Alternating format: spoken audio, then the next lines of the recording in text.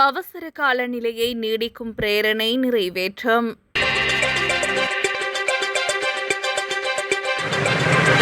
பொதுமக்கள் பாதுகாப்பு சட்டத்தின் கீழ் அவசரகால நிலையை நீடிப்பதற்கான பிரேரணை 110 மேலதிக வாக்குகளால் பாராளுமன்றில் இன்று நிறைவேற்றப்பட்டது. இப்பிரேரணைக்கு ஆதரவாக 137 வாக்குகளும் எதிராக 27 வாக்குகளும் அளிக்கப்பட்டன.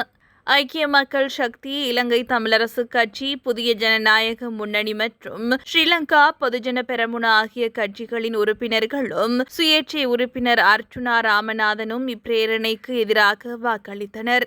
இலங்கை தமிழரசு கட்சியின் பாராளுமன்ற உறுப்பினர் சாணக்கியன் ராசமாணிக்கம் இப்பிரேரணை தொடர்பாக வாக்கெடுப்பு நடத்தப்பட வேண்டும் என கோரியதை அடுத்து இந்த வாக்கெடுப்பு நடத்தப்பட்டது.